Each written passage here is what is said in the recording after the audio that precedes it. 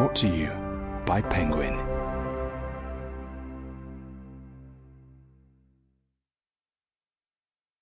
Siege. Written by Simon Kernick, read by Paul Thornley. The moral right of the author has been asserted. Thursday morning. Chapter 1. 07:45. They killed her as soon as she opened the front door. It was all very easy. Bull was dressed in a navy blue Royal Mail cap and sweater, with a blue shirt underneath, looking just like any ordinary postman. And he was carrying a mid-sized empty box with the Amazon logo on the side in front of him, so the girl didn't suspect a thing. Fox was standing just out of sight. He was dressed similarly to Bull and was wearing a backpack. He also had a semi-automatic pistol with a suppressor attached down by his side, so that no one walking past the front gate would see it. Not that they would have been able to see much anyway, with the huge laurel hedge in the way. He brought the pistol up as the girl came into view, and before she had a chance to acknowledge his presence, he pulled the trigger, shooting her in the temple at point-blank range. The gun kicked in his hand, but thanks to the suppressor, the noise it made was little more than a loud pop. The girl fell back against the doorframe, blood pouring down the side of her face, and Bull dropped the empty box and caught her under the arms as her legs gave way. Moving past him, Fox produced a balaclava from his back pocket and pulled it over his head as he walked through the cluttered hallway, the still smoking gun outstretched in front of him. He was making for the back of the house, where he could hear the noise of a family breakfast time. Behind him, he could hear Bull dragging the dead girl into the hallway and closing the front door. "Who is it, Magda?" a male voice called out from the kitchen. "Nobody move," said Fox, striding into the room as if he owned the place, which right then he pretty much did.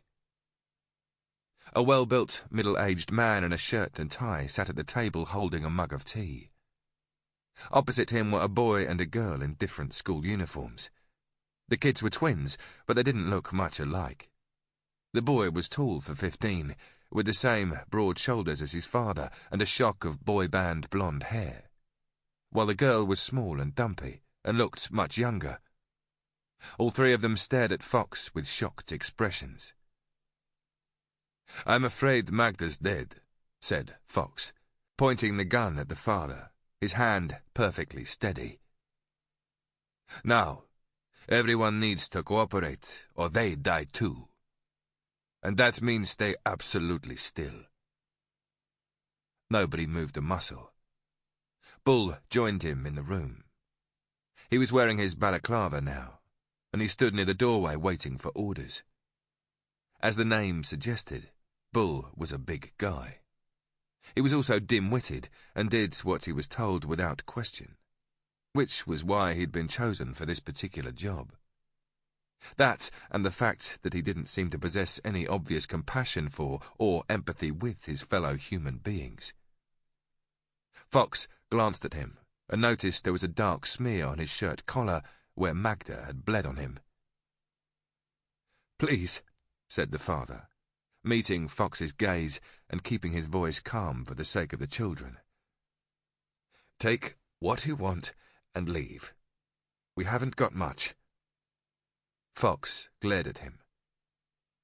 The father had been a police sergeant for 17 years before being invalided out when he'd been stabbed on duty 3 years earlier, and he was therefore used to being in control of confrontations, which made him potentially dangerous. Fox's finger tightened on the trigger. "Don't say another word, or I'll put a bullet in your gut. Understand? Nod once for yes." The father nodded once, slowly placing his mug on the table and giving his 2 children a look of reassurance.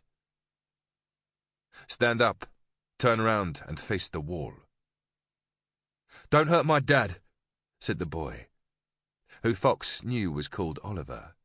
His voice was deep and irritatingly confident. Sample complete. Ready to continue?